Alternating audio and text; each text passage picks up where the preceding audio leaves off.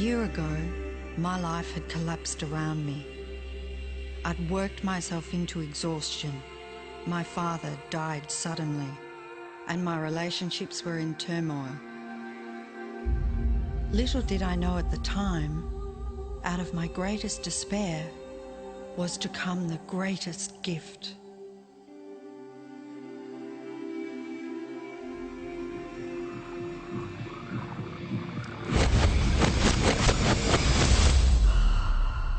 I'd been given a glimpse of a great secret.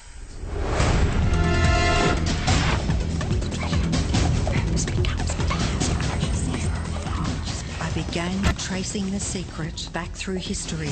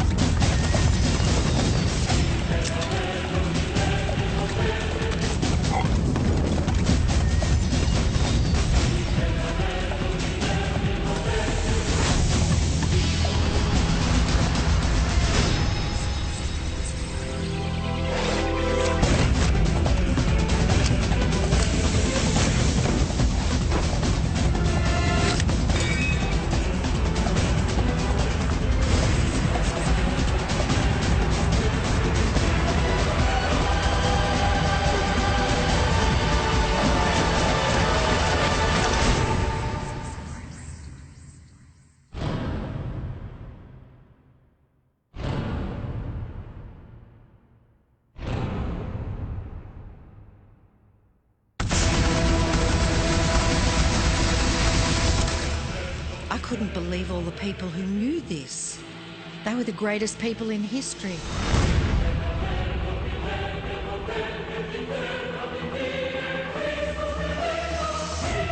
Why doesn't anyone know this? All I wanted to do was share the secret with the world. I began searching for people alive today who know the secret. One by one, they began to emerge.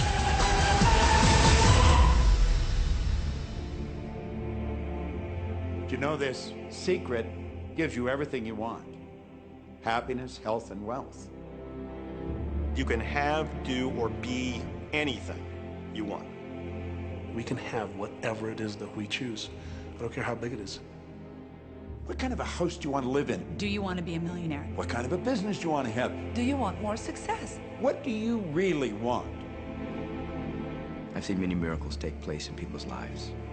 Financial miracles, miracles of physical healing, mental healing, healing in relationships. All of this happened because of knowing how to apply the secret. This is the great secret of life.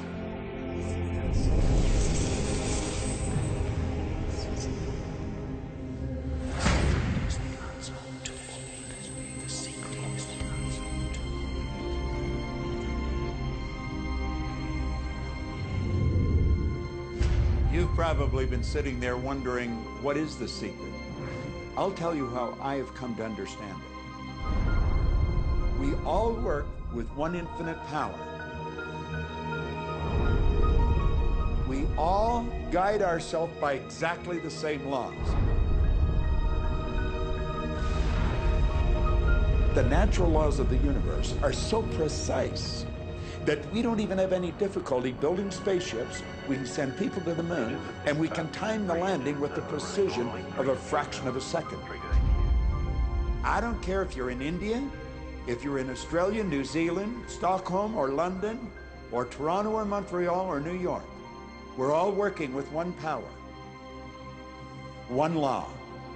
It's attraction. The secret is the law of attraction. Everything that's coming into your life, you are attracting into your life. And it's attracted to you by virtue of the images you're holding in your mind. It's what you're thinking. You see, whatever is going on in your mind, you are attracting to you. Now, wise people have always known that. You can go right back to the ancient Babylonians. They've always known this. It's a small, select group of people. Why do you think that 1% of the population earns around 96% of all the money that's being earned? Do you think that's an accident? It's no accident. It's designed that way. They understand something. They understand the secret. And you are being introduced to the secret.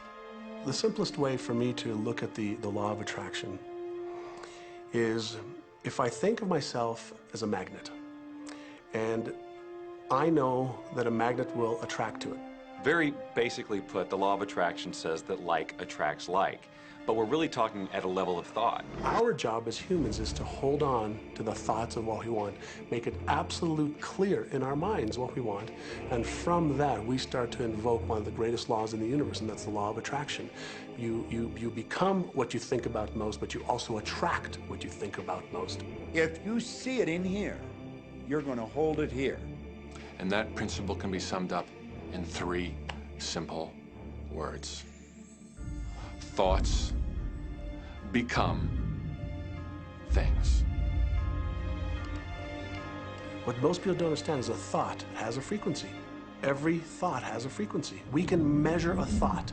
And so if you're thinking that thought over and over and over again, or if you're imagining in your mind, okay, having that brand new car, having the money that you need, building that company, finding your soulmate, if you imagine what that looks like, you're emitting that frequency on a consistent basis. Thoughts are sending out that magnetic signal that is drawing the parallel back to you. See yourself living in abundance, and you will attract it. It always works. It works every time with every person.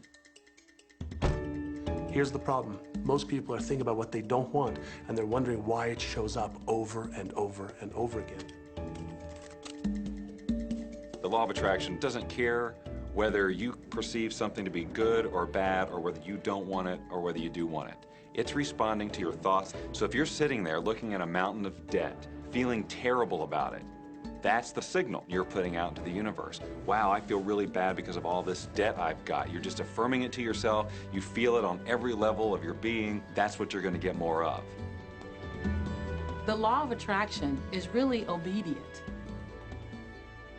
When you think of the things that you want and you focus on it with all of your intention,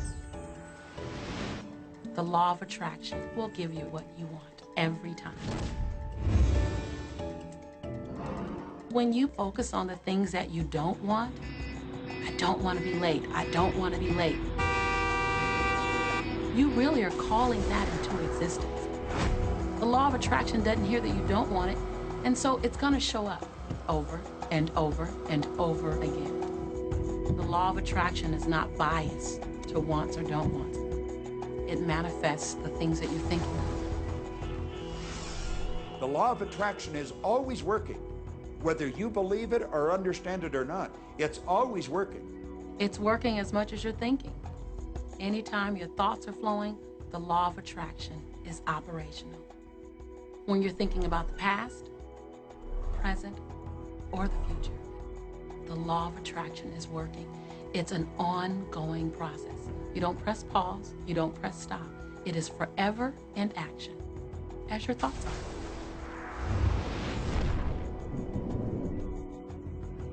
Creation is always happening. Every time an individual has a thought or a prolonged, chronic way of thinking, they're in the creation process. Something is going to manifest out of those thoughts. Law of attraction says, we'll give you whatever it is you say and focus on. And so if you're complaining about how bad it is, what you're creating is more of how bad it is. Oh, look! I caught that!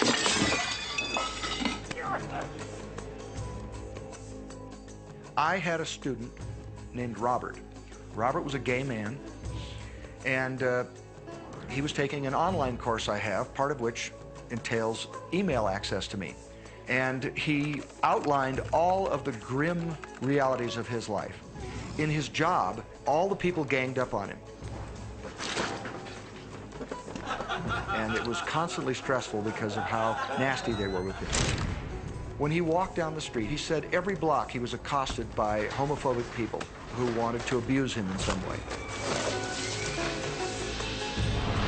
He was wanting to become a stand-up comedian. And when he went out and did a stand-up comedy job, everybody heckled him about being gay. And his whole life was one of a lot of unhappiness and misery, and it all focused around this idea of being attacked because he was gay. I began to teach him that he was focusing on what he did not want. I directed him back to his email that he sent me and said, read it again. Look at all the things you do not want that you're telling me about. And I can tell you're very passionate about this. When you focus on something with a lot of passion, it makes it happen even faster. And then he really started taking this thing about focusing on what you want to heart. And he began really trying. What happened within the next 6 to 8 weeks was absolutely a miracle. He said that all the people in his office that had been harassing him either transferred to another department, quit working at the company, or started totally leaving him alone, and he began to love his job. He noticed that when he was walking down the street that nobody came up to him and harassed him anymore. They just weren't there. I'm a very, very gay man. When he went and did his stand-up comedy routines, he started getting standing ovations and nobody was heckling him. His whole life changed because he changed from focusing on what he did not want, what he was afraid of, what he wanted to avoid, to focusing on what he did want. So we may be very positive in our outlook and orientation, and we tend to attract positive people and positive events and circumstances. We may be very negative in our orientation, or very angry, in which case we tend to attract negative, angry people and negative, angry circumstances. And so you end up attracting to you the predominant thoughts that you're holding in your awareness, whether those thoughts are conscious or whether they're unconscious. That's the rub. If you look very carefully when it comes to the secret and the power of our mind and the power of our intention in our daily lives, it's all around us. All we got to do is open our eyes and look. You can see law of attraction everywhere. You draw everything to yourself. The people, the job, the circumstances, the health, the wealth, the debt, the joy, the car that you drive, the community that you're in, and you've drawn them all to you like a magnet. What you think about, you bring about. Your life is a physical manifestation of the thoughts that go on in your head. I mean, I'm not talking to you from the point of view of just wishful thinking or imaginary craziness. I'm talking to you from a deeper, basic understanding. Quantum physics really begins to point to this discovery. It says that you can't have a universe without mind entering into it, that the mind is actually shaping the very thing that is being perceived. Now, if you don't understand it, doesn't mean you should reject it. You don't understand electricity, probably. First of all, no one even knows what electricity is, and yet you enjoy the benefits of it. Do you know how it works? I don't know how it works, but I do know this, that you can cook a man's dinner with electricity, and you can also cook the man. People oftentimes, when they begin to understand the great secret, become frightened of all of these negative thoughts that they have. Two things they need to be aware of. One, it has been proven now scientifically that an affirmative thought is hundreds of times more powerful than a negative thought. So that eliminates a degree of worry right there. And the second thing is that thank God there's a time delay, that all of your thoughts don't come true instantly. We'd be in trouble if they did. The time delay serves you. It allows you to reassess, think about what you want, and make a new choice.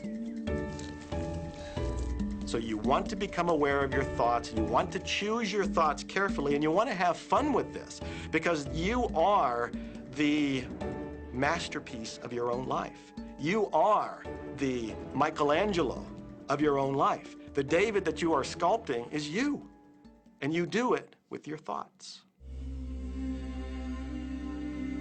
The leaders in the past who had the secret wanted to keep the power and not share the power. So they kept people ignorant of the secret. People went to work, they did their job, they came home.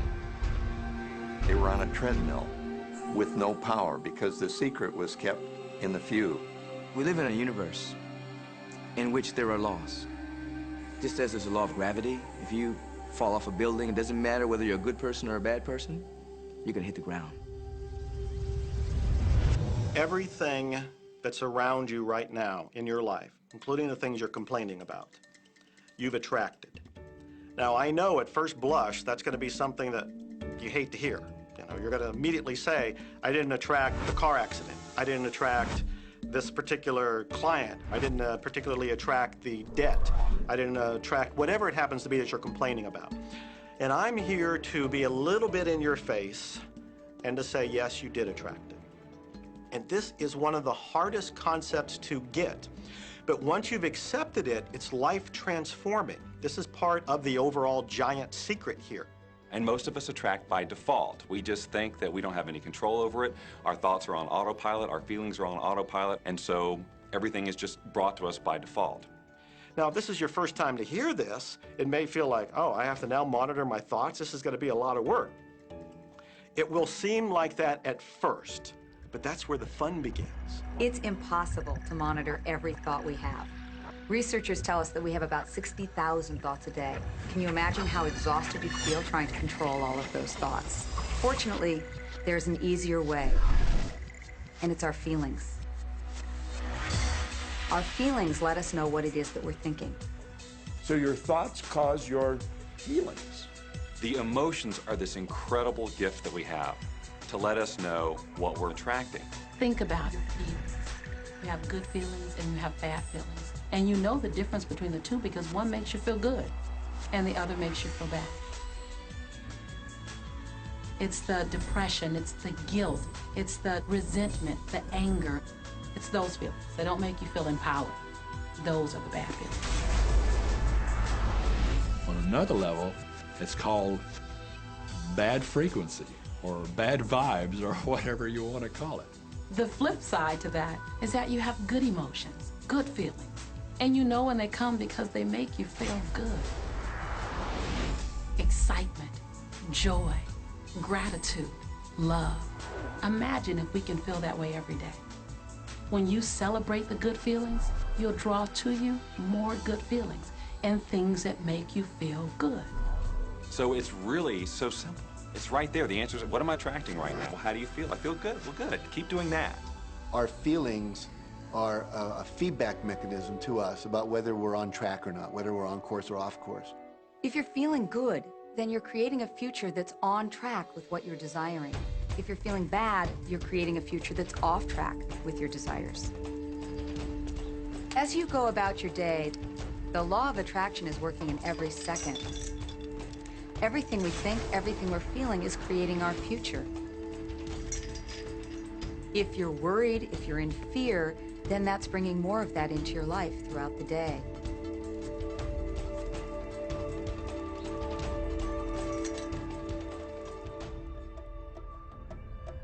Whatever you're thinking and feeling today is creating your future. And you're getting exactly what you're feeling about, not so much what you're thinking about. That's why people, if they stub their toe out of bed, they tend to spiral. The inquiry into police corruption. The whole day goes like that, you know.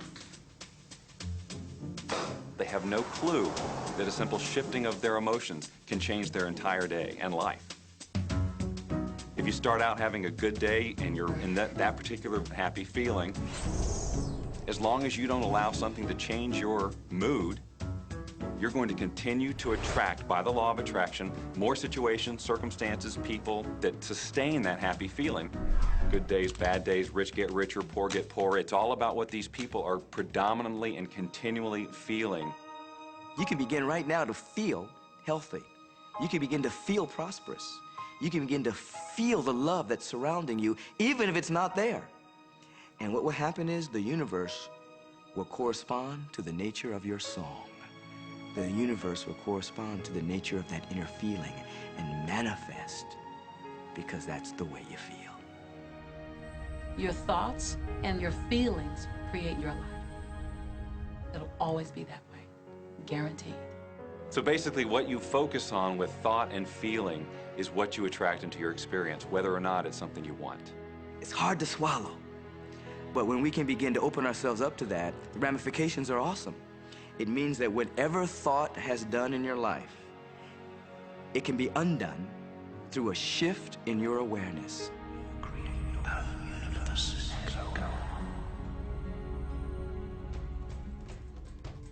It's really important that you feel good, because this feeling good is what goes out as a signal into the universe and starts to attract more of itself to you. So the more you can feel good, the more you will attract the things that help you feel good, and it'll keep bringing you up higher and higher. When you're feeling down, do you know that you can change it like that? Put on a beautiful piece of music. Start singing. That'll change your emotion. Or think of something beautiful. Think of a baby. Maybe one you love. And dwell on it. Really keep that thought in your mind. Block everything out but that thought. I guarantee you'll start to feel good. This principle applies to your family pet, for instance, which I believe are wonderful because they put you in a great emotional state. When you feel love for your pet, that's a great state of love. It's going to bring goodness into your life. What a gift that is. Once you begin to understand and truly master your thoughts and feelings, that's when you see how you create your own reality. That's where your freedom is. That's where all your power is. That's when you see how you can become a deliberate creator of your life. And when you are a deliberate creator of your life and you use this law of attraction, you will have a life that is beyond what you can possibly imagine right now. Since I learned the secret and started applying it to my life has truly become magical. I think the kind of life that everybody dreams of, and I live on a day-to-day basis. I live in a $4.5 million mansion. I have a wife to die for. I get to vacation in all the fabulous spots of the world. I've climbed mountains, I've explored, I've been on safari.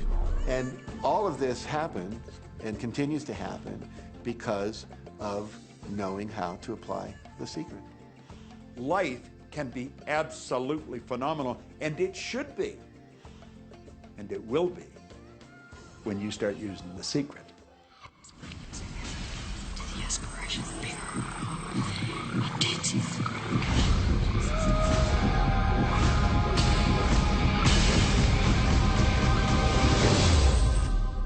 Well, a lot of people ask me what their job is in the creative process and what the job of the universe is. So let's look at that for a moment. Let's use this metaphor. If you think about Aladdin and his lamp, you've probably heard of that one. I mean, Aladdin picks up the lamp and he dusts it off, and out pops the genie.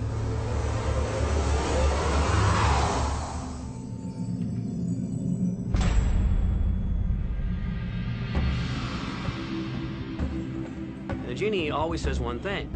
Your wish is my command. If you trace the story back to its origins, you know, we now think that there's 3 wishes, but if you trace the story back to its origins, there's absolutely no limit whatsoever to the wishes. Think about that one. Now, let's take this metaphor and blow it out and apply it to you in your life. Remember, Aladdin is the one who always asks for what he wants. Then you've got the universe at large, which is this grand genie, and traditions, you know, have called it so many different things. Your holy guardian angel, your higher self. I mean, we could put any label on it, and you choose the one that works best for you.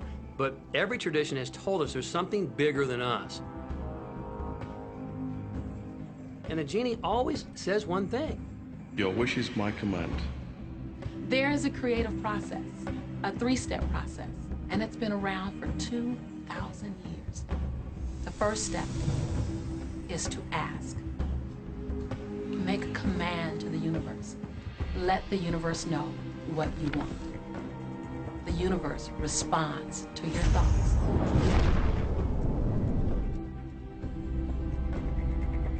What do you really want? Sit down and write it out on a piece of paper. Write it in the present tense. You might begin by writing, I am so happy and grateful now that, and then explain how you want your life to be in every area. And this is really fun. This is like having the universe as your catalog, and you flip through it and you go, well, I'd like to have this experience, and I'd like to have that product, and I'd like to have a person like that. It is you just placing your order with the universe. It's really that easy. Step 2 is believe. Believe that it's already yours.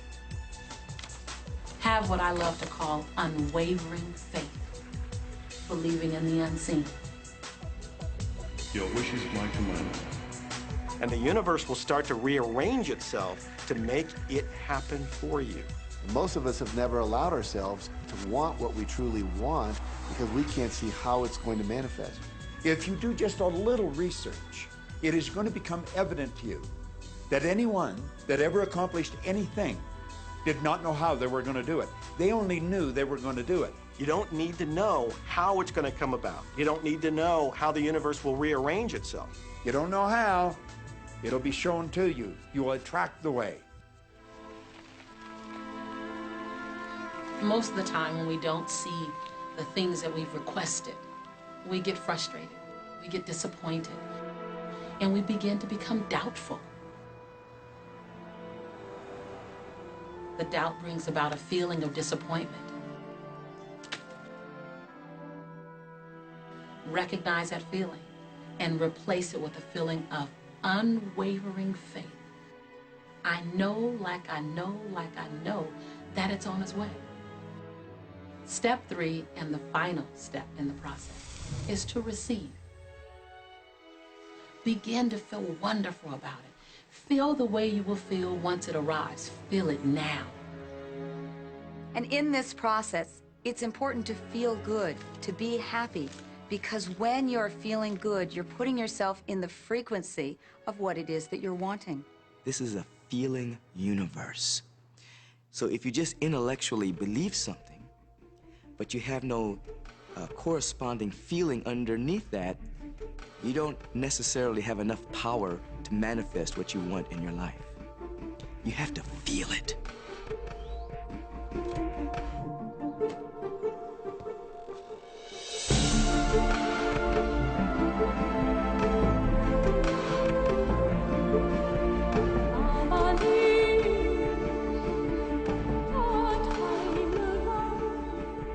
And when you turn that fantasy into a fact, you're in the position to build bigger and better fantasies. And that, my friend, is the creative process.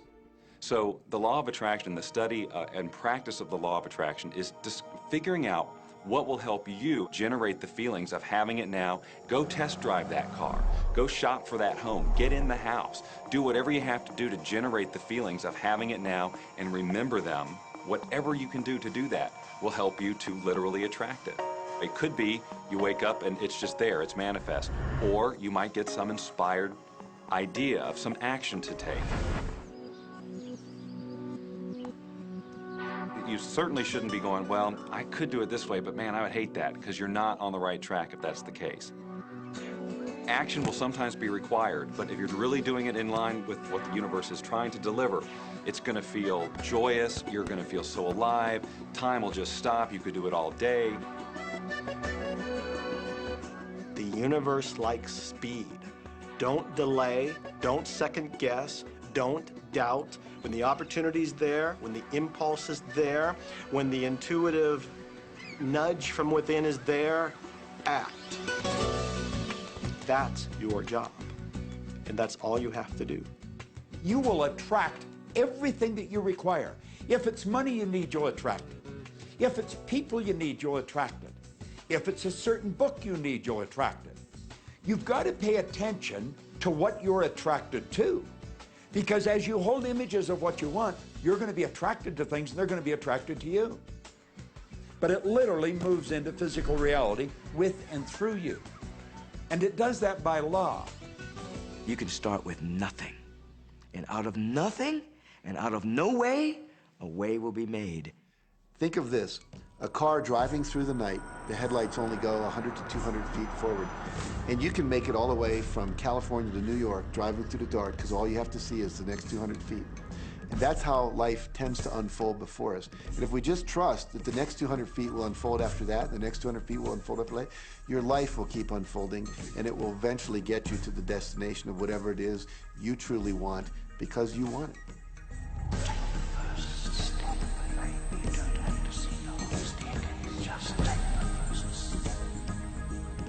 Well, another thing people wonder about is how long is this going to take?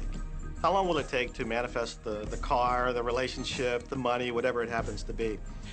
Well, I don't have any rule book that says it's going to take you 30 minutes or 3 days or 30 days. I think it's more a matter of you being in alignment with the universe itself. Size it's nothing to the universe. It is no more difficult to attract on a scientific level something that we consider huge to something that we consider infinitesimally small. The universe does everything it does with zero effort.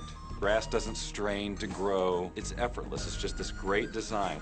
It's all about what's going on up here. It's about what we put in place, saying this is big, it's going to take some time. This is small, oh, I'll give it an hour. You know, those are our rules that we define. There are no rules according to the universe. You provide the feelings of having it now, it will respond. Some people have an easier time with little things, and so we sometimes say, well, start with something small, like a cup of coffee. Make it your intention to attract a cup of coffee today.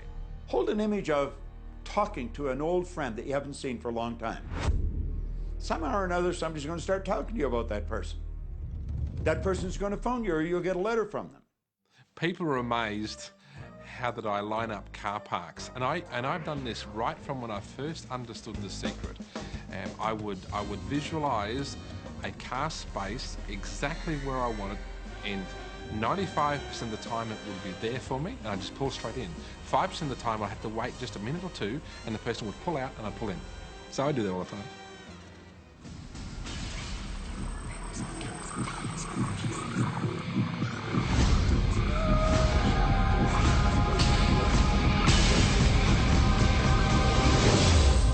A lot of people feel stuck or in prison or confined by their current circumstances. And I'm trying to point out that whatever your circumstances right now, that is only your current reality. And current reality will begin to change as a result of watching this and beginning to use the secret. When you want to change your circumstances, you must first change your thinking. Every time you look inside your mail expecting to see a bill, guess what? It'll be there. Each day you go out dreading the bill. You're never expecting anything great. You're thinking about debt. You're expecting debt. So debt must show up so you won't think you're crazy. And every day you confirm your thought. Is debt gonna be there? Yes, debt's there.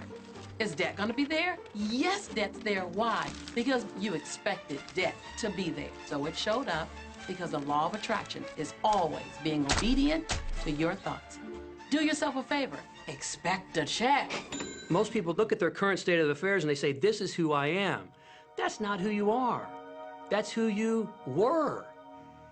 You see, if you look at your current state of affairs right now, let's say, for instance, that you don't have a lot of money in your bank account, or you don't have the relationship that you want, or your health and fitness isn't up to par. That's not who you are. That's the residual outcome of your past thoughts and actions. So we're constantly living in this residual, if you will, of the thoughts and the actions we've taken in the past. When you look at your current state of affairs and define yourself by that, then you doom yourself to have nothing more than the same in the future. All that we are is the result of what we have thought. Okay, what can you do right now to begin to turn your life around? I'll tell you 2 or 3 things. Start making a list of things to be grateful for. Start with that, because this shifts your energy. It starts to shift your thinking. Where before this exercise, you might be focusing on what you don't have, and you might be focusing on your complaints, and you might be focusing on whatever the problems are. When you do this exercise, you start to go in a different direction. You start to be grateful for all the things that you feel good about. Gratitude is absolutely the way to bring more into your life. Every man knows that when his wife's appreciating him for the little things he does, what does he want to do? He wants to do more. It's always about appreciation. It pulls things in. It attracts support. I've said for many years that whatever we think about and thank about, we bring about. because that's that feeling that you have to have, you know. And so for me, it's been such a powerful exercise every morning to get up and say thank you. Every morning when my feet hit the floor, thank you. And then I start running through what I'm grateful for as I'm going to brush my teeth and do the things I do in the morning. And I'm not just thinking about them and doing some rote routine, but I'm putting it out there and I'm feeling the feelings of gratitude. Because as soon as you start to feel differently about what you already have, you will start to attract more of the good things, more of the things you can be grateful for. Because you can look around and say, well, look, I don't have the car I want, I don't have the house I want, I don't have the health I want, I don't have the spouse I want. Whoa, back up, back up. Those are all the things you don't want. Focus on what you already have that you're grateful for. And it might be you have the eyes to watch this. It might be the clothes that you have. Yes, you might prefer something else, and you might get something else pretty soon if you start feeling grateful for what you have. I think everybody goes through times when they say, oh man, things aren't working right, or things are going bad, and there were some things going on in my family, and I found a rock. I was just sitting here holding this rock. You might see me carrying around. I found a rock. I stuck it in my pocket, and I said, you know what? Every time I touch this rock, I'm going to think of something that I'm grateful for. And so every morning when I get up in the morning, I pick it up off the dresser, I put it in my pocket, and I go through the things that I'm grateful for. At night, what do? You empty your pocket, and there it is again. And I've had some different experiences with that. I've had some amazing experiences. I had a guy from South Africa, another time, he saw me drop it. He said, what is that? Well, what's that? I explained it to him, so he started calling it a gratitude rock. Gratitude rock. 2 weeks later, I got an email from him, from South Africa.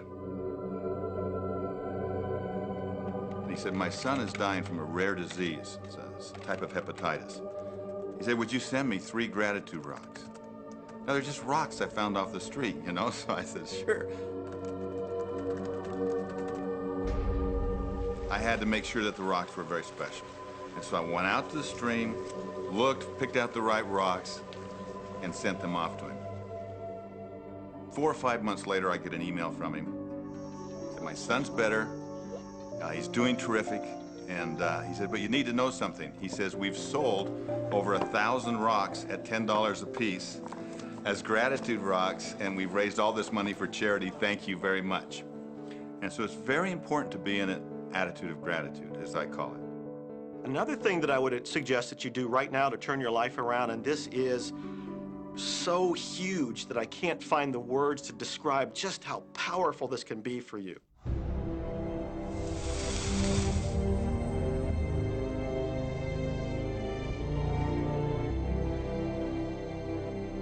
I took the visualization process from the Apollo program and instituted it during the 1980s and 90s into the Olympic program.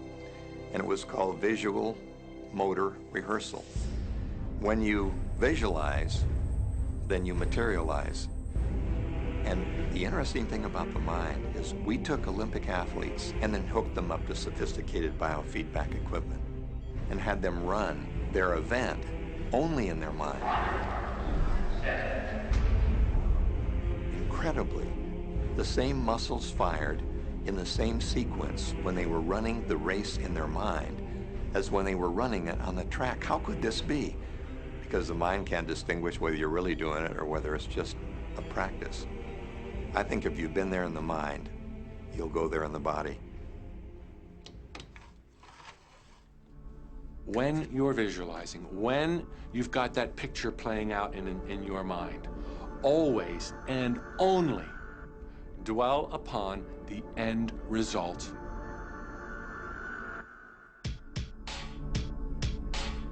Here's an example. Look at the back of your hands right now. Really, look at the back of your hands. The color of your skin, the freckles, the blood vessels, the rings, the fingernails, the fake fingernails. Take in all those details right before you close your eyes. And then see those hands, your fingers, wrapping around the steering wheel of your brand new car.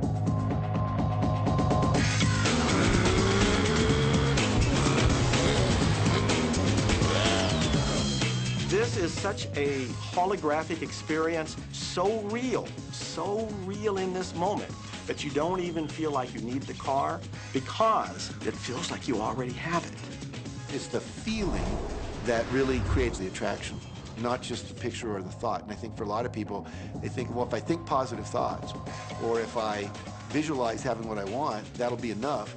But if you're doing that and still not feeling abundant or feeling, you know, loving and joyful, then it doesn't, from my mind, really create the power of the attraction. This is where the secret actually moves into action. You put yourself in the feeling place of really being in that car, not, oh, I wish I could get that car, or someday I'll have that car, because that's a very definite feeling associated with that. It's not in the now, it's not, you know, it's in the future. If you stay in that feeling, it will always be in the future. Feel the joy, feel the happiness, no matter how silly it seems in that dark and quiet room, and you're going, woohoo, do it. A lot of people will say, you know, come on, do I have to do that? How bad do you want change?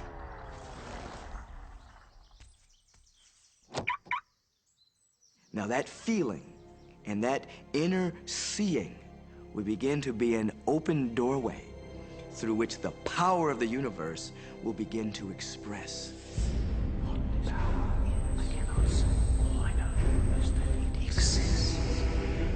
Our job is not to figure out the how. The how will show up out of the commitment and the belief in the what. The hows are the domain of the universe. It always knows the shortest, quickest, fastest, most harmonious way between you and your dream. If you turn it over to the universe, you will be surprised and dazzled by what is delivered to you. This is where magic and miracles happen. Well, I would say you want to do this virtually daily, but my disclaimer is this should never be a chore. What's really bottom line importance here to the whole secret is feeling good. You want to feel exhilarated by this whole process. You want to be high, happy, in tune as much as possible. The only difference between people who live in this way, who live in the magic of life, and those who don't, is that the people who live in the magic of life have habituated ways of being. They've made a habit of using the law of attraction, and magic happens with them wherever they go. Because they remember to use it. They use it all the time, not just as a one-time event.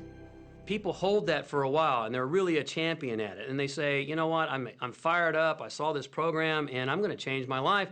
And yet, you know, results aren't showing, and beneath the surface, it's just about ready to break through. And someone will look at the surface results and go, this stuff doesn't work. And you know what? The universe says, your wish is my command. And it goes down. You know, knowing the law of attraction, I wanted to really put it to use and to see if it was, you know, what would happen. And in 1995, I started to create something called a vision board, where I take something that I would want to achieve, or something that I want to attract, like a car or a watch or the soulmate of my dreams, and I'd put a picture of what I wanted up on this board called the vision board. And every day I would sit in my office and I would look up at this board and I would start to visualize. I would really get into the state of having already acquired it. And I was getting ready to move as we put all the furniture, all the boxes put into storage. And I made 3 different moves over a period of 5 years. And then I ended up in California and bought this house, renovated it for a year, and then had all the stuff brought from my former home 5 years earlier. One morning, about 7:30 in the morning, my son comes into my office, and one of the boxes that was sealed for 5 years was right at the doorstep.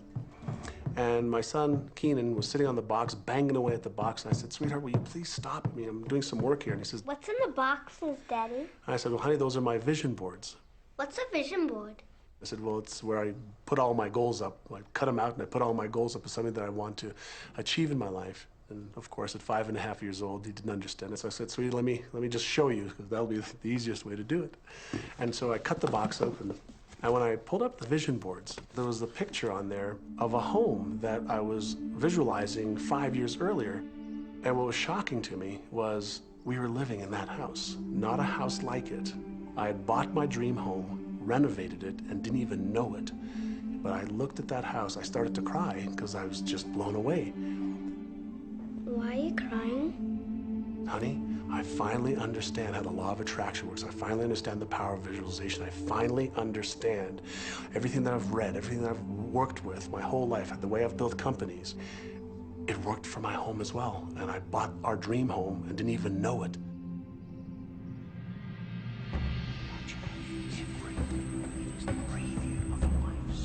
Attraction.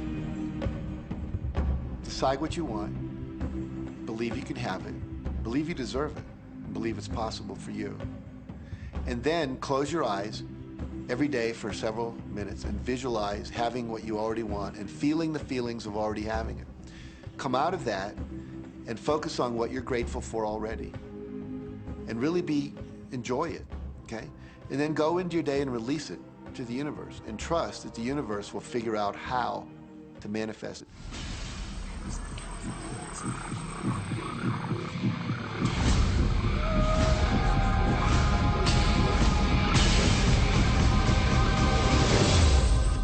No, The Secret was definitely a real transformation for me because I grew up in a family where my dad was very negative, thought that rich people were people that had ripped everyone off, thought that anyone who had money, must have deceived somebody. And so I grew up with a lot of beliefs about money, that if you had it, it made you bad. Only evil people have money. And, money doesn't grow on trees. That was a big one. Who do you think I am, Rockefeller? That was one of his favorite phrases. So I grew up truly believing that life was difficult, that it was hard, you had to struggle. And it was only when I met W. Clement Stone that I literally began to shift my life. Whatever the mind of man can conceive, Richie. When I was working with Stone, he said, I want you to set a goal that's so big that if you achieved it, it would blow your mind. And you would know it's only because of what I've taught you that you would have achieved this goal. Well, at the time, I was making about $8,000 a year. And for some reason, I wanted something that was really measurable. So I said, I want to make $100,000 in a year. Now, I had no idea how I could do that. I saw no strategy, no possibility, but I just said, I'm going to declare that, I'm going to believe it, I'm going to act as if it's true, and release it. And so I did that. And one of the things he taught me was every day to close your eyes and visualize the goal as if it's already achieved. And I had actually made a $100,000 bill that I put on the ceiling. So the first thing I'd see when I woke up, I'd look up and there it was. It would remind me that this was my intention. And then I would close my eyes and visualize having this $100,000 a year lifestyle. And interestingly enough, nothing major happened for about 30 days. I didn't have any great breakthrough ideas. No one was offering me more money. And all of a sudden, I was in the shower, it was about 4 weeks into it, and I had a $100,000 idea. It just came right into my head. I had a book I had written, and I said, if I could sell 400,000 copies of my book at a quarter each, that'd be $100,000. Now, the book was there, but I never had this thought. And one of the secrets, I think, is that when you have inspired thought, you have to trust it, and you have to act on it. Now, I didn't know how to do that. I didn't know how I was going to sell 400,000 copies. We'd never done that. And then I saw the National Enquirer at the supermarket. I had seen that millions of times, and it was just background. And all of a sudden, it jumped out of me as foreground, and I thought, wow, if readers knew about my book, certainly 400,000 people would go out and buy it. And about 6 weeks later, I gave a talk at Hunter College in New York to 600 teachers, and this lady comes up at the end and she says, that was a great talk. I'd like to interview you. Let me give you my card. And I said, who do you write for? I'm a freelancer, but I sell most of my stuff to the National Enquirer. And I had this little theme from the Twilight Zone went off in my head. Na, na, na, na, na, na. Like, whoa, this stuff's really working. So that article came out, and our book sales started to take off. But the point I want to make is that I was attracting into my life all these different events, including this person. And to make a long story short, I did not make $100,000 that year. We made $92,327. But do you think we were like depressed and going, this doesn't work? No, we were going, whoa, this is amazing. And so my wife said to me, wow, if it works for 100,000, you think it'd work for 1 million? And I said, I don't know. I think so. Let's try it. My publisher actually wrote me a check as a royalty check for our first Chicken Soup for the Soul book. And he actually put a smiley face in his signature because it was the first $1 million check he'd ever written. And so I know from my own experience, because I wanted to test it, does this secret really work? And when we put it to the test, it absolutely worked. And now I live my life from that every single day. Well, I can just imagine what a lot of people that are watching this are thinking. And that is, how can I attract more money into my life? How can I get more of the green stuff? How can I get more wealth and prosperity? How can I, when I love my job, deal with the credit card debt that I have? And the realization that maybe there's a ceiling on the money that can come in because it's coming to me through my job. How can I bring in more? Intend it. This goes back to one of the things we've been talking about throughout the whole secret. Your job is to declare what you would like to have from the catalog of the universe. Well, if cash is one of them, say how much you would like to have. I would like to have $25,000 unexpected income within the next 30 days, or whatever it happens to be. It should be believable for you. Most people have a goal of getting out of debt. That'll keep you in debt forever. Whatever you're thinking about, you will attract. You'll say, but it's get out of debt. I don't care if it's get out or get in. If you're thinking debt, you're attracting debt. Set up an automatic debt repayment program and then start to focus on prosperity. So many times people say to me, well, I'd like to double my income in the next year. But then you look at their actions and they're not doing the things that are going to make that happen. And they'll turn right around and go, well, I can't afford that. Okay, guess what? Your wish is my command. When you focus on lack and scarcity and what you don't have, you fuss about it with your family, you discuss it with your friends, you tell your children that you don't have enough, we don't have enough for that, we can't afford that. Well, guess what? You'll never be able to afford it because you begin to attract more of what you don't have. If you want abundance, if you want prosperity, then focus on abundance. Focus on prosperity. When I first understood the secret, I was getting bills. Every day I'd get a bunch of bills in the mail. And I thought, how do I turn this around? The law of attraction states that what you focus on, you will get. So I got a bank statement. I whited out the total and I put a new total in there. I put exactly how much I wanted to see in the bank. So I thought, what if I just visualize checks coming in the mail? So I just visualize a bunch of checks coming in the mail. Within just 1 month, things started to change. And it is amazing. Today, I just get checks in the mail. I get a few bills, but I get more checks than bills. I grew up on you have to work hard for money, you have to work hard for money. And so I replaced that with money comes easily and frequently. Now, in the beginning, it feels like a lie, right? There was a part of your brain that will say, oh, you liar, it's hard. So you have to know it's this little tennis match that will go on for a while. When it comes to creating wealth, wealth is a mindset. It's all about how you think. I'd say 80% of my coaching that I do one-on-one with folks is about their psychology and the way they think. And I know when people are listening, they say, oh, well, you can do it, I can't. Every person has the capability to change the way they're in a relationship and conversation with money. I find so many people who maybe make a tremendous amount of money, but their relationships stink. That's a technical term, by the way. And that's not wealth. It really isn't. You can go after the money and you might get rich, but it doesn't guarantee you'll be wealthy. I'm not suggesting that money isn't a part of wealth. It absolutely is, but it's only a part. And then I meet a lot of people who are quote unquote spiritual, but they're sick and broke all the time. That's not wealth either. Life is meant to be abundant in all areas. Many people in Western culture are striving for success. They want the home, they want the great business, they want all these outer things. But what we found in our research is that having these outer things does not necessarily guarantee what we really want, which is happiness. So we go for these outer things, thinking they're going to bring us happiness, but it's backwards. You need to go for the inner joy, the inner peace, the inner vision first, and then all of the outer things appear.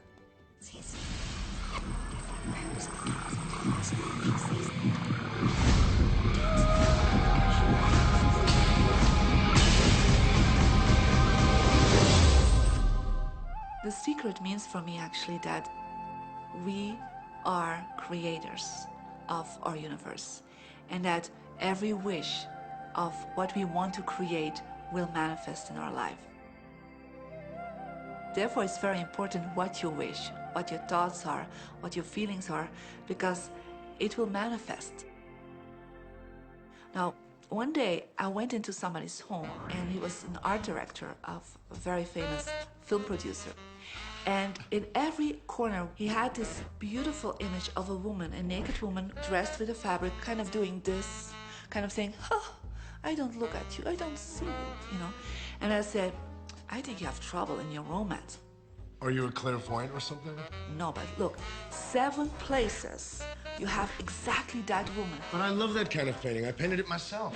That's even worse, I said, because you put all your creation and your creativity in it. Now, he's this gorgeous-looking man. He has all these actresses around him because that's the work he does. He doesn't get romance. I said, what do you want? Well, I want to date 3 women a week. Okay, paint yourself with 3 women and hang it in every corner.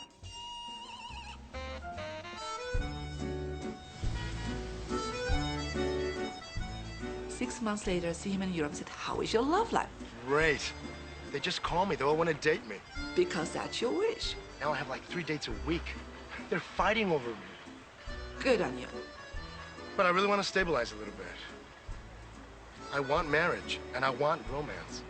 Well, paint it, okay? So he painted a beautiful romantic relationship. And a year later, he got married and is very happy. Because he put another wish out. But he wished it in himself for years, but it did not happen. Because his wish could not manifest because the outer level of himself, his house, was just contradicting himself all the time. So if you know this knowledge, you should start playing with it. Inside relationships, it's important to first understand who's coming into the relationship, and not your partner, but to understand yourself. How can you ever expect anyone else to enjoy your company if you don't enjoy your own company? And so, again, the law of attraction, or the secret, is about bringing that into your life, and you've got to get really, really clear. Here's the question I want to ask you to consider. Do you treat yourself the way that you want other people to treat you? You become the solution for you. Don't now you owe me and you need to give me more. Instead, give more to yourself. Take time off to give to yourself, in a sense, to fill yourself up to fullness, to where now you can overflow in giving. I got into many relationships expecting my partner to show me my beauty because I didn't see my own beauty. See, when I was growing up, my heroes, or my she-ros, were the Bionic Woman, Wonder Woman, or Charlie's Angels. And while they're wonderful, they didn't look like me. It wasn't until I fell in love with Lisa, my mocha skin, my full lips, my round hips, my curly hair. It wasn't until that moment that I fell in love with me that the rest of the world was able to fall in love with me as well. There's something so magnificent about you. I have been studying me for 44 years. I want to kiss myself. Because you're going to get to love yourself. I'm not talking about conceit. I'm talking about a healthy respect for yourself. And as you love yourself, you'll love others. In relationships, we're so used to complaining about other people. My coworkers are so difficult to work with. My husband makes me so mad. Children are so lazy. It's always focusing on the other person. But for relationships to really work, we need to focus on what we appreciate about the other person, not what we're complaining about. When we're complaining about those things, we're only getting more of those things.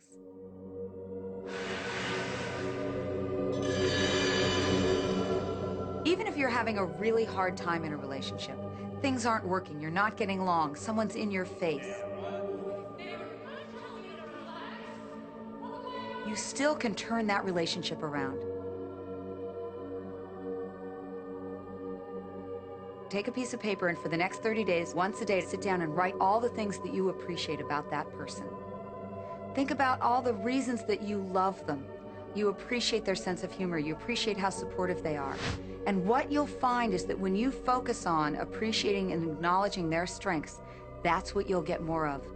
And the problems will fade away. We cannot control other people, no matter how hard we try. So what you'll find is if somebody's come home in a bad mood and you're actually in a good mood, you'll find yourself in a different place from them in that moment. We create our own happiness through the law of attraction. Oftentimes, you give others the opportunity to create your happiness. And many times, they fail to create it the way you want it. Why? Because only one person can be in charge of your joy, of your bliss, and that's you. So even as a parent, as a child, as a spouse, even the people closest to you, they do not have the control to create your happiness. Your joy lies within you.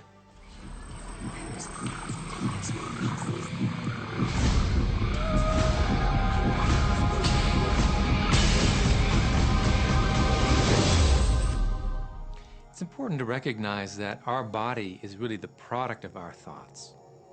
We're beginning to understand in medical science the degree to which the nature of thoughts and emotions actually determines the physical substance and structure and function of our bodies. We've known in the healing arts of a placebo effect. A placebo is something that supposedly has no impact and no effect on the body, like a sugar pill or something. You tell the patient that this is just as effective, and what happens is the placebo has the same effect, if not greater effect, than sometimes the medication is supposed to be designed for that effect.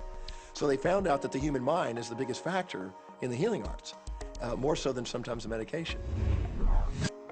If somebody is in a situation where they're sick and they have an alternative to try to explore what is in their mind creating it versus using medicine, if it's an acute situation that could bring death to them, then obviously the medicine is a wise thing to do while they explore what the mind is about. So you don't want to negate medicine. Every form of healing has a place. The universe is a masterpiece of abundance, good health, and well-being. When you open yourself up to feel the abundance of the universe, you'll experience the wonder, the joy, the bliss. You'll experience all the great things that the universe has for you. Good health, good wealth, good nature. When you shut yourself off with negative thoughts, you'll feel the discomfort, you'll feel the aches, you'll feel the pain. You'll feel as if every day is painful to get through. You know people who have had terminal disease. Stop and think of the word dis-ease. Hyphenate the word. That's a body that's not at ease. We've got 1,000 different diagnoses and disease out there. They're just the weak link. They're all the result of one thing: stress. And you put enough stress on the chain, you put enough stress on the system, and one of the links breaks. Our physiology creates disease to give us feedback, to let us know we have an imbalanced perspective and we're not loving and we're not grateful. So the body's signs and symptoms are not something terrible. The question that's frequently asked is when a person has manifested a disease in their body temple or some kind of discomfort in their life, through the power of right thinking, can it be turned around? And the answer is absolutely yes. On November 23rd, I was diagnosed with breast cancer. I truly believed in my heart, with my strong faith, that I was already healed. During the day, all day long, I would just say, thank you for my healing. On and on and on I went, thank you for my healing. I believed in my heart I was healed. I saw myself as if cancer was never in my body. One of the things I did to heal myself was to watch very funny movies. That's all we would do, is just laugh, laugh, laugh. We couldn't afford to put any stress in my life because we knew stress was one of the worst things you can do while you're trying to heal yourself. From the time I was diagnosed, which was November 23rd, to the time I was healed totally was approximately 3 months. And that's without radiation and chemotherapy. Well, we come with a basic program. It's called self-healing. You get a wound, it grows back together. You get a bacterial infection, the immune system comes and takes care of those bacteria and heals it up. The immune system is made to heal itself. Dis-ease cannot live in a body that's in a healthy emotional state. Your body is casting off millions of cells every second, and it's creating millions of new cells. In fact, literally, parts of our body are replaced every day. Other parts take a few months, other parts a couple of years. But within a few years, we have a brand new physical body. If you have a disease and you're focusing on it and you're talking to people about it, you're going to create more disease cells. See yourself living in a perfectly healthy body. Let the doctor look after the disease. You have two people, both stricken with something. But one chooses to focus on joy. They choose to live in possibility. They choose to live in hopefulness. They focus on all the reasons why they should be joyful and grateful. Then you have the second person. Same diagnosis, but they choose to focus on the dis-ease. They focus on the pain. They focus on the woe is me. When a person is completely focused on what's wrong and their symptoms, they will perpetuate it. The healing will not occur until they shift their attention from being sick to being well, because that's the law of attraction. Happier thoughts lead to essentially a happier biochemistry, a happier, healthier body. Negative thoughts, stress, has been shown to seriously degrade the body and the functioning of the brain, because it's our thoughts and emotions that are continuously reassembling, reorganizing, recreating our body. Remove physiological stress from the body, and the body does what it was designed to do. It heals itself. I've seen kidneys regenerated. I've seen cancer dissolved. I've seen eyesight improve and come back. I always say that incurable means curable from within. You can change your life, and you can heal yourself.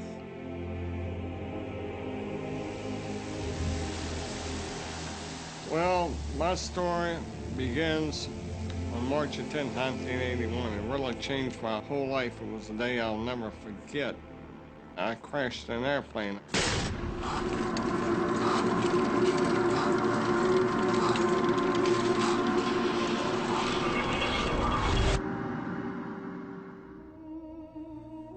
I ended up in the hospital completely paralyzed. My spinal cord was crushed. I broke the first and second cervical vertebrae. My swallowing reflex was destroyed. I couldn't eat or drink. My diaphragm was destroyed. I couldn't breathe. All I could do was blink my eyes. The doctors, of course, said all my life I'd be a vegetable. All I'd do is blink my eyes the rest of my life. That's the picture they saw of me, but it didn't matter what they thought. The main thing was what I thought.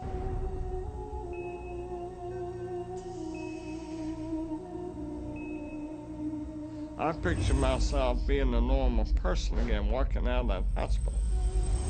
The only thing I had to work with in the hospital was my mind. As long as you have your mind, you can put things back together again. I was hooked to a respirator, and they said I'd never breathe on my own again because my diaphragm was destroyed. But this little voice kept saying to me, breathe deep, breathe deep.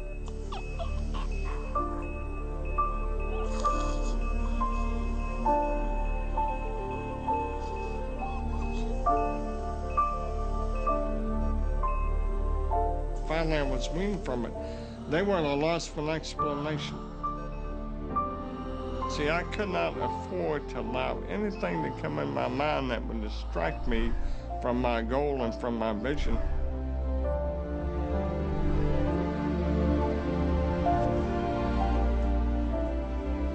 Well, I set a goal to walk out of the hospital on Christmas. That was my goal.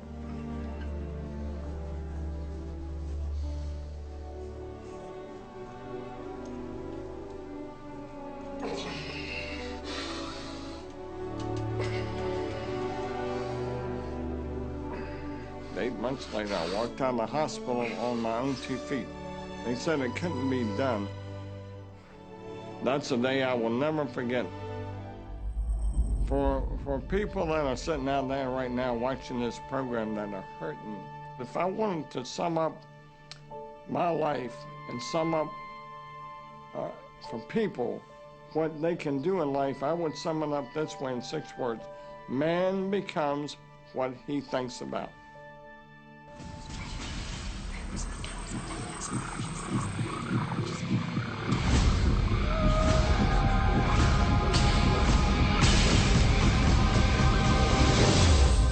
People have a tendency to look at the things that they want and say, yes, I like that. I want that. However, they look at the things that they don't want and they give just as much energy, if not more energy, with the idea that they can stamp it out. They can eliminate it, obliterate it. In our society, we've become content with fighting against cancer, fighting against poverty, fighting against drugs, fighting against terrorism, fighting against violence. We tend to fight everything we don't want. Anything we focus on, we do create. So if we're really angry, for instance, at a war that's going on, or strife, or suffering, we're adding our energy to it. We're pushing ourselves, and all that only creates resistance.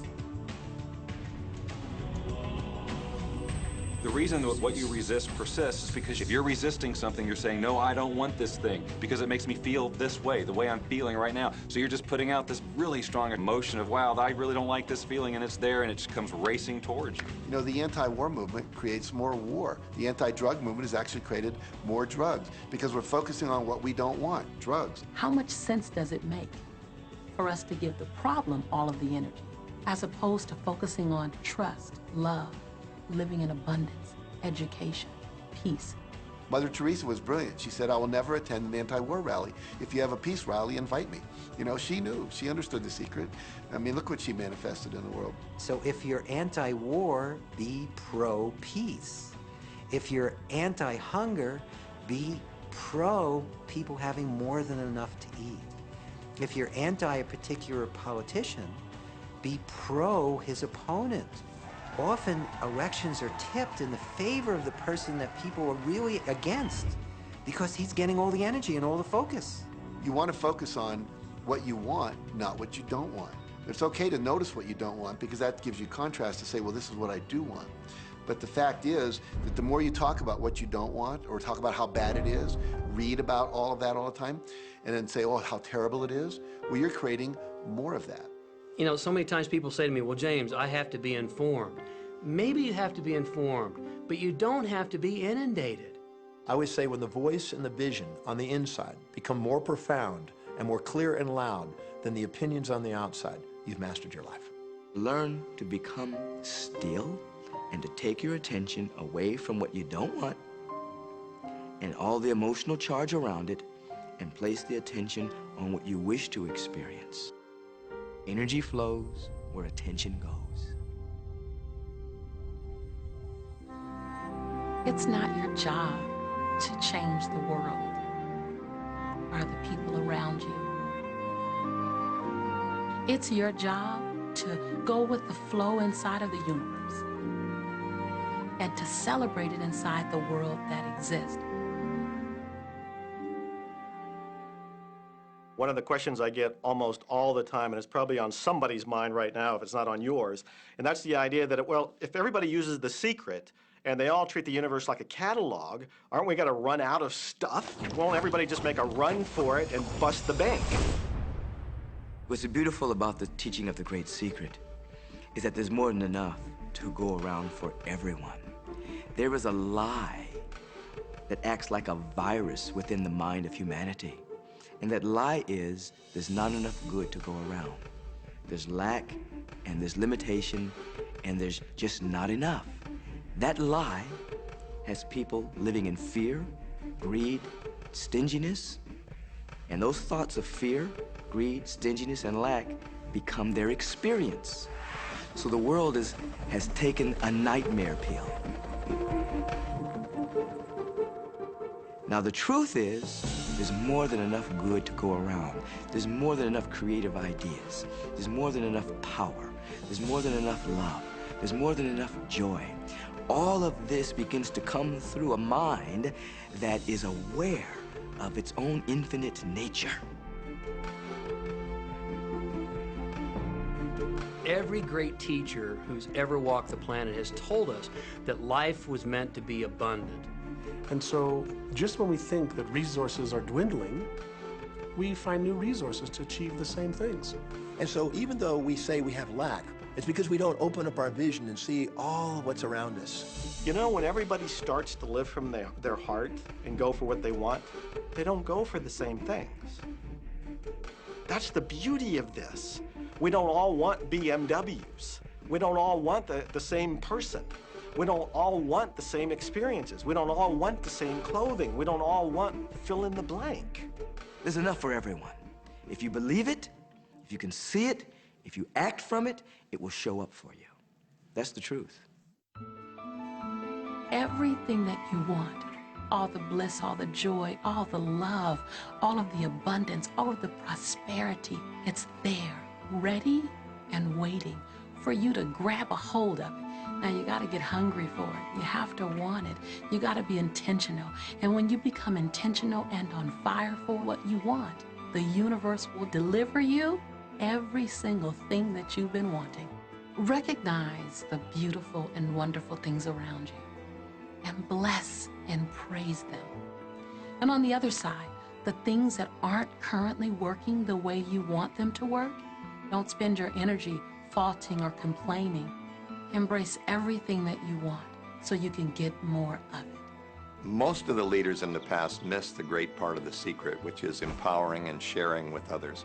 This is the best time to have ever been alive in history. It's the first time we've ever had the power to gain knowledge at our fingertips.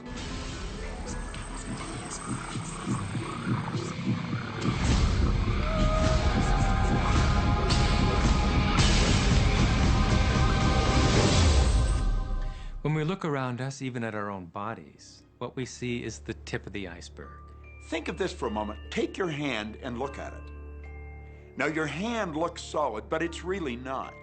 If you put it under a proper microscope, you'd see a massive energy vibrating. Everything is made up of the exact same thing, whether it's your hand, whether it's the ocean, or whether it's a star. Everything is energy. And let me help you understand that just a little bit. There's the universe, of course, and our galaxy, and our planet, and then individuals, and then inside of this body are organ systems, and then there's cells, and then there's molecules, and then there's atoms, and then there is energy. So there are a lot of levels to talk about something on, but everything in the universe is energy. I don't care what city you're living in, you've got enough power in your body, potential power, to illuminate the whole city for nearly a week. Most people define themselves by this finite body, but you're not a finite body. I mean, even under a microscope, you're an energy field. Well, what we know about energy is this. You go to a quantum physicist and you say, what creates the world? And he or she will say, energy. Well, describe energy. Okay, it can never be created or destroyed. It's always was, always has been. Everything that ever existed always exists. It's moving into form, through form, and out of form. Okay, great. You go to a theologian and you ask the question, what created the universe? And he or she will say, God. Okay, describe God. Always was and always has been, never can be created or destroyed, all that ever was, always will be, always moving into form, through form, and out of form. You see, it's the same description, just different terminology. And so if you think you're this meat suit running around, think again. You're a spiritual being. You're an energy field operating in a larger energy field. We're all connected. We just don't see it. There isn't an out there and an in here. Everything in the universe is connected. It's just one energy field. We often get distracted with this thing called our body and our physical being. That just holds your spirit. And your spirit is so big, it fills a room. You are eternal life. You're source energy. You are God manifested in human form, made to perfection. Scripturally, we could say that we are the image and the likeness of God. We could say we are another way that the universe is becoming conscious of itself. We could say that we are the infinite field of unfolding possibility. All of that would be true. Every great tradition has told you that you were created in the image and the likeness of the creative source. That means that you have God potential and power to create your world, and you are. You are. And maybe you've created things to this point that are wonderful and worthy of you, and maybe you haven't. The question I'd ask you to consider is, do the results you have in your life, are they what you really want? And are they worthy of you? If they're not worthy of you, then when would now be the right time to change those? Because you have the power to do that.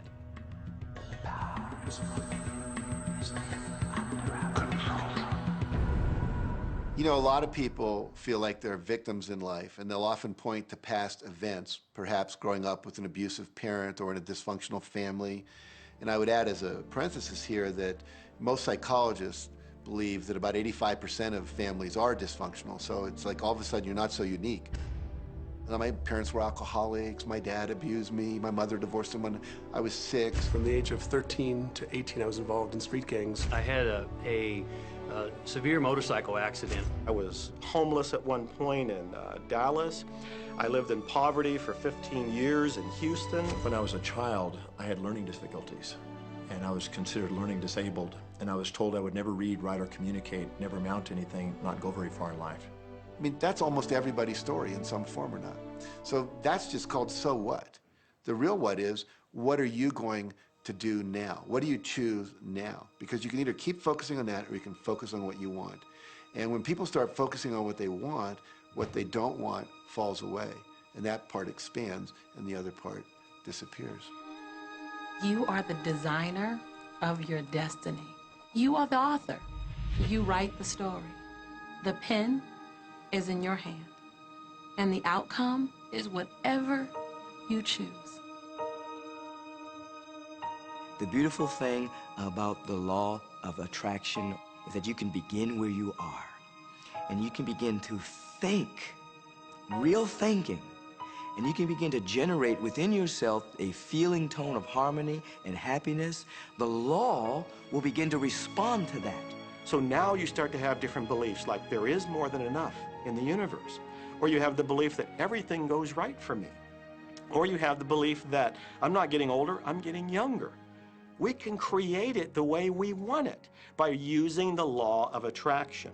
And you can break yourself free from your hereditary patterns, cultural codes, social beliefs, and prove once and for all that the power within you is greater than the power that's in the world. Some of you may be thinking, well, that's very nice, but I can't do that, or she won't let me do that, or he'll never let me do that, or I haven't got enough money to do that, or I'm not strong enough to do that, or I'm not rich enough to do that, I'm not. Every single I'm not is a creation.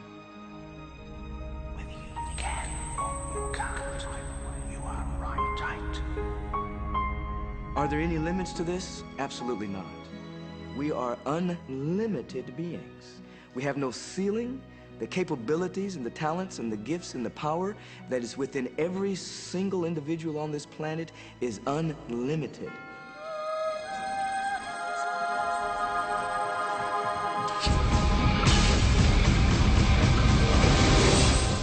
There is no blackboard in the sky on which God has written your purpose, your mission in life. There's no blackboard in the sky that says Neil Donald Walsh, a handsome guy who lived in the first part of the 21st century, who, colon, then there's a blank, you know, and all I have to do to really understand what I'm doing here, why I'm here, is to find that blackboard and find out what God really has in mind for me. But the blackboard doesn't exist. So your purpose is what you say it is. Your mission is the mission you give yourself. Your life will be what you create it as, and no one will stand in judgment of it now or ever. It took a lot of years for me to get this, because I grew up very much with this idea that, you know, there was something I was supposed to do, and if I wasn't doing it, I was like, God wouldn't be happy with me, you know? When I really got that my primary aim was to feel and experience joy, then I began to do only those things which brought me joy. We have a saying, you know, if it ain't fun, don't do it, you know? Joy, love, freedom, happiness, laughter. That's what it is. And if you've just experienced joy sitting there and meditating for an hour, by golly, do that. If you experience joy eating a salami sandwich, then do that. When I pet my cat, I'm in a state of joy. When I walk in nature, I'm in a state of joy. So I want to constantly put myself in that state. And when I do that, then all I have to do is have the intention of what I want, and what I want manifest. So inner happiness actually is the fuel of success. Anything that makes you feel good is always going to be drawing in more. You are listening to this right now. It's you that drew this into your life. It's your choice whether you want to take it and utilize it, If it feels good, if it doesn't feel good, then you know, let it go. Find something that feels good, that resonates with your heart.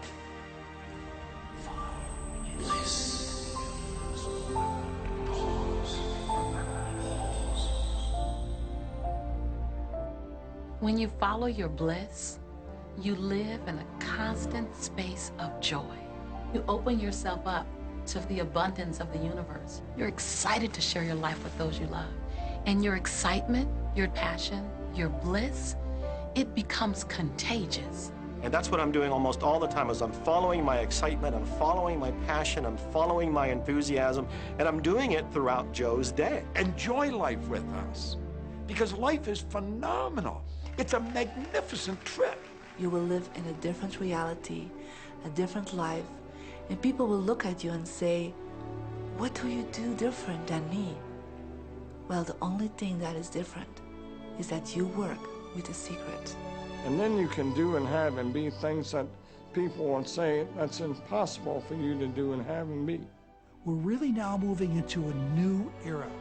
It's the era where the last frontier is not space, as Star Trek would say, but it's going to be mind.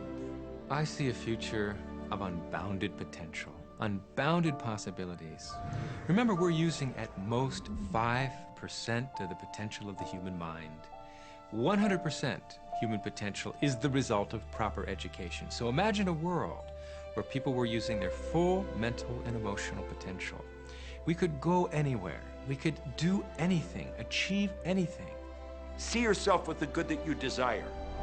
Every religious book tells us that. Every great book on philosophy, every great leader, all the avatars who have ever lived. Go back and study the wise ones. Many of them have been presented to you in this program. You know what? They all understood one thing. They understood the secret. Now you understand it. And the more you use it, the more you'll understand it. You've come to this juncture in your life merely because something in you kept saying, you deserve to be happy. You are born to add something, to add value to this world, to simply be the best that you can be.